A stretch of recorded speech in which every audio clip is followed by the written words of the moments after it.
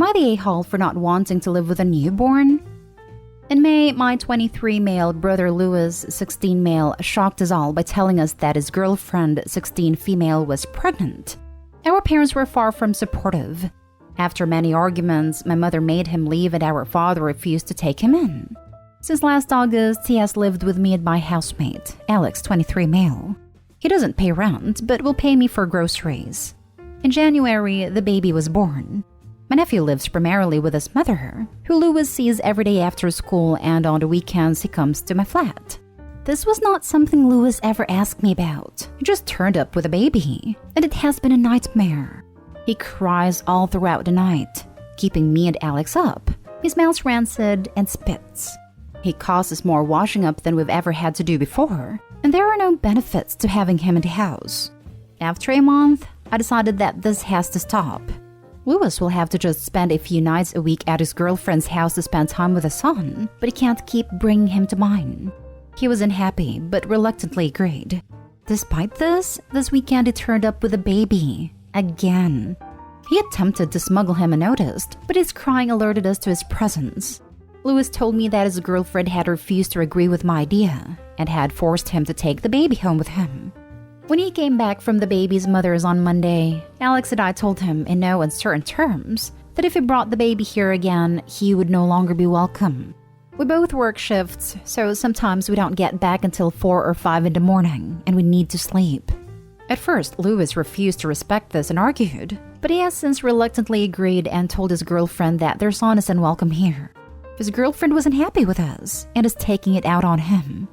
I know that they are young, exhausted, and stressed all the time, so I feel bad for making Louis's life even harder. But his burden quickly became our burden too, and that was not something I nor my housemate agreed to.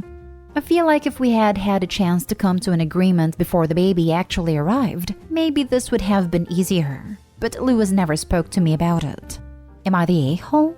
Edited to add, we never thought that him living here would be a long-term solution.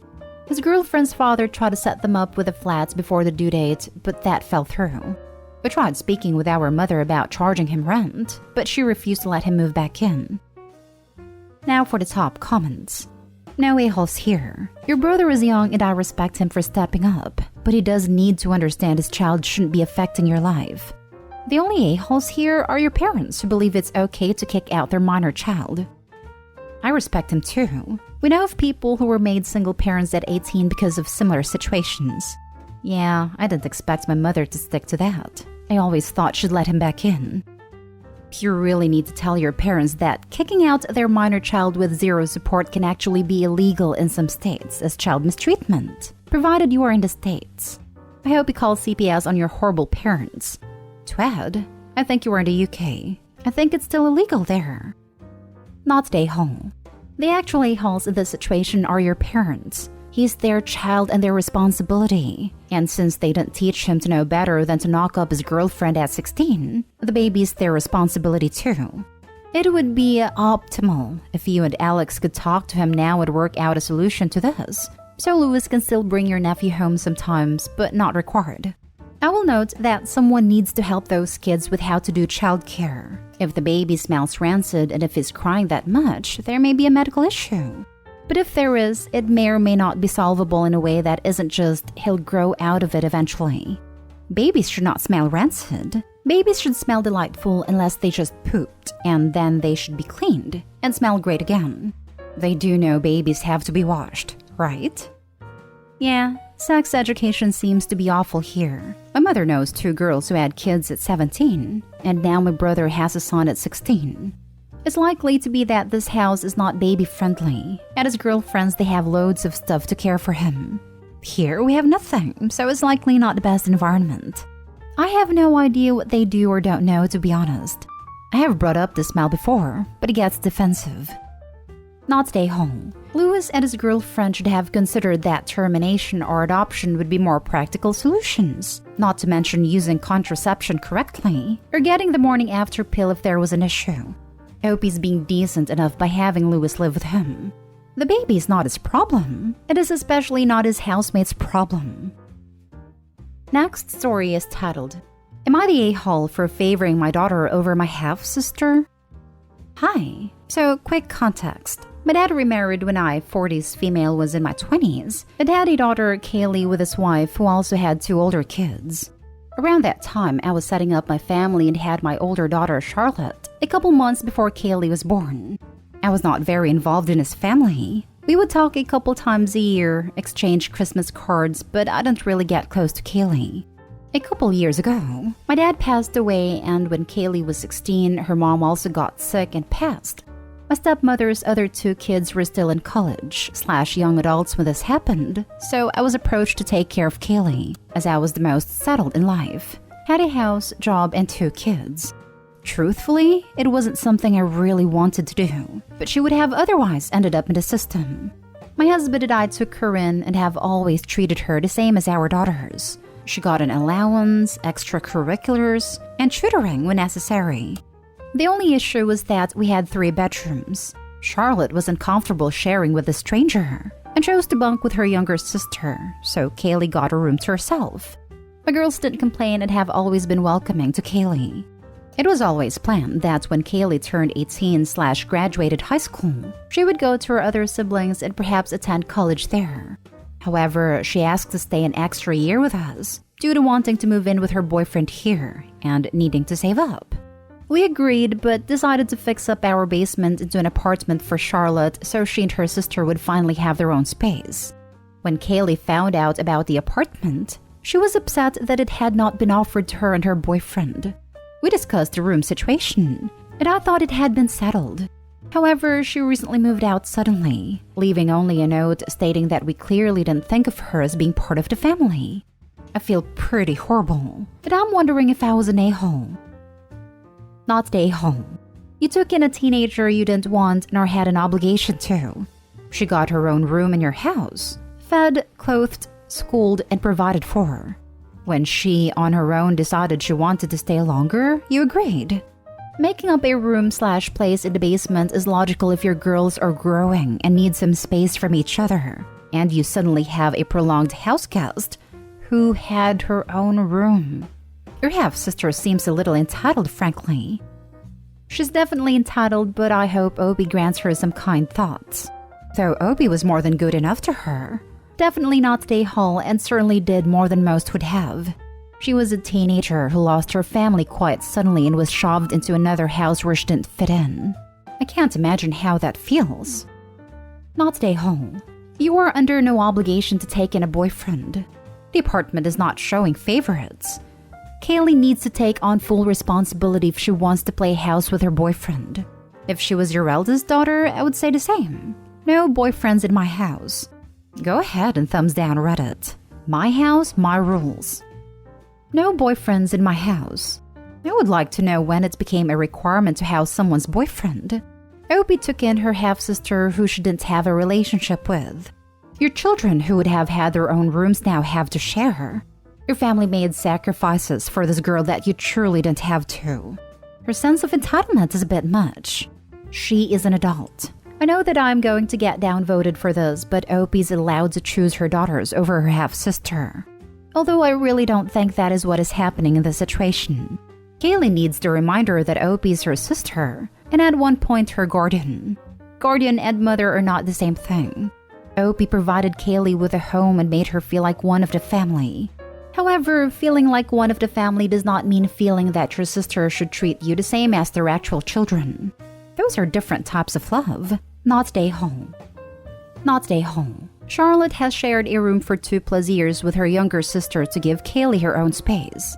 Kaylee was always planned to move out at/around 18, so I don't really see how Charlotte getting the downstairs apartment isn't fair. You were nice enough to take a stranger into your home, clothe, house, and feed them until a predetermined time. I'd call you saints instead of being ungrateful. Next story. Am I the a-hole for being angry with my husband and mother-in-law for choosing the name for our daughter? I, 28 female, and my husband, 28 male, are expecting our first child together. Our daughter's due date is approaching, and I'm feeling very nervous and anxious. My husband and I decided on naming our daughter Anne after my grandmother. I spent most of my childhood and teen years with my grandparents. I was extremely close with my grandmother, and was devastated when she passed away in 2016 from lung cancer. We live close to my grandfather and visit him on a daily basis, and it means so much to my grandfather that we are naming our daughter Anne. My mother-in-law and I are cordial when we get together. My husband is her only child, and she feels like since I stepped into his life, their relationship changed. He is still very close with her, but he doesn't visit often because of the pregnancy. Mother-in-law invited us over for a small dinner party, and I thought it was going to be a pleasant evening. When we sat down for dinner, my mother-in-law turns to me and says, "Your husband and I spoke this past week, and he told me that you were going to be changing her name to be after me." I could feel my anxiety level rising and said, "No, we were still planning on keeping her name to be Anne, right?" I gave my husband a look and he doesn't say anything. My mother-in-law makes a face and says, "Well, it seems like husband is not on board with her name." I finished eating and told husband that we were leaving. We get into the car and husband tries to apologize. I told him that I was angry with him for not discussing with me and even more upset with mother-in-law. Mother-in-law sent me a few text messages regarding my behavior that evening and hopes I will change my mind. Am I the a-hole for being angry with my husband and mother-in-law for choosing the name for our daughter? Now for the top comments. Not the a-hole. I don't get why you're acting like they made a definitive choice. Your mother-in-law can say whatever stupid crap she wants. That doesn't mean you have to listen. I'm really disappointed by how your husband is behaving. This exactly. The baby hasn't arrived and the name isn't on the birth certificate. Therefore, Opie and husband can sit down and discuss things. Just because mother-in-law says whatever doesn't mean that's the way it has to be. Not stay home. It is completely unacceptable for your husband and a third party to decide anything about your child without consulting you. If you let this slide, in any way, I bet your mother-in-law will think she can run your life and decide how your child is raised too. Put your foot down as hard as you can. Quit reading this and do it now. You need to send a clear message to mother-in-law that you and husband are a couple and will make your own decisions and she cannot overrule you. You don't want this to be the start of many announcements of mother-in-law's changes in the future. Not stay home. Tell the nurses in the delivery room not to let your husband sign the birth certificate. Also, this may be the start of her bulldozing your husband. I suggest r/just no mother-in-law. Not stay home. You already agreed. Don't sign the birth certificate without the right name on it, and make your wishes known to the nurses ahead of time. Definitely going to be doing that. I'm worried that husband will try to tell them a different name while I'm in labor. Now for the last story. Am I the a-hole for getting offended at my husband's suggestion that I only take 2 weeks of maternity leave? I, 25 female, am currently 25 weeks pregnant with my husband, 34 male, and I's first child. We have been together for 5 years, married for almost 2. Baby is growing on track. We've already painted the nursery and my mother-in-law is excitedly planning the baby shower.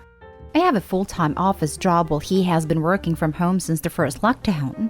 We were talking about our parental leaves and we agreed that we wouldn't take it simultaneously. We were good until I said, "Do you want to do 2 weeks first, then I do mine, then you do 6 weeks after?" I just stood silently staring at him for 5 minutes. I told him I think he's being ignorant and selfish. He said, "What? I don't know how long you need to recover." I don't even know why we're still talking about this.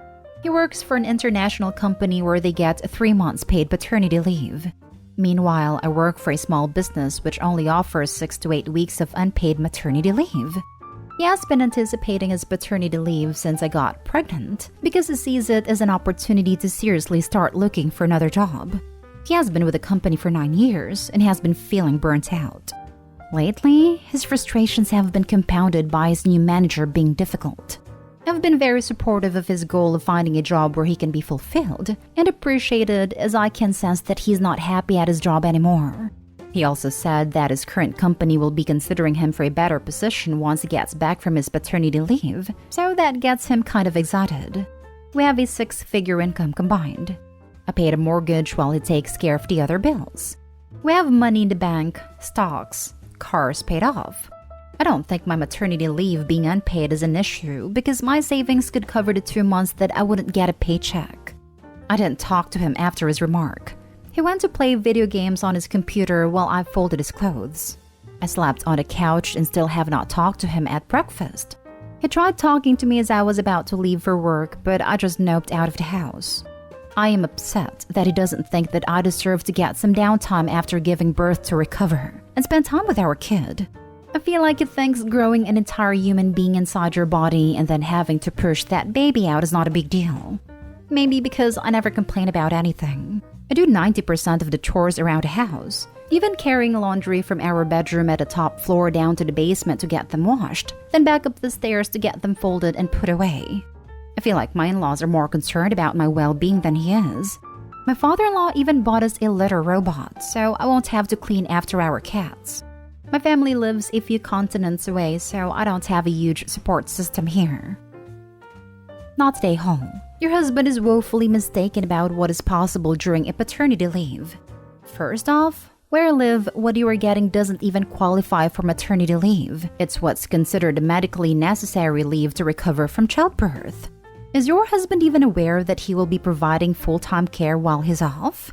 Because it seems like he thinks this is a free vacation and not a responsibility. Absolutely. Well said. Is he prepared for the commitment a 2-week-old baby needs? Yes. They sleep all day, but come sunset? Wow. When do we tell him about the witching hour? There is no way a doctor will medically clear her for 6 weeks anyway, no matter how committed to baby care he is. I don't understand why he isn't taking his leave concurrently with hers. It is way easier to tag team overnights the first few weeks. We did this so that each of us got an unbroken 4+ hour stretch of sleep each. Not stay home. So you are the one who is going to push the baby through your V, but you only get 2 weeks to rest? And then is going to take 3 months of paternity leave and take that time to look for another job. Who is going to look after the baby and take care of the house while you work? It looks for a job and potentially goes on interviews. And why on earth are you folding his freaking clothes while he plays video games? You're going to be a single mother really quick. Not stay home. Does your husband think paternity leave is a vacation time for him? Who is going to be watching/taking care of your child during this time? He'll be playing video games and looking for jobs online while she does everything.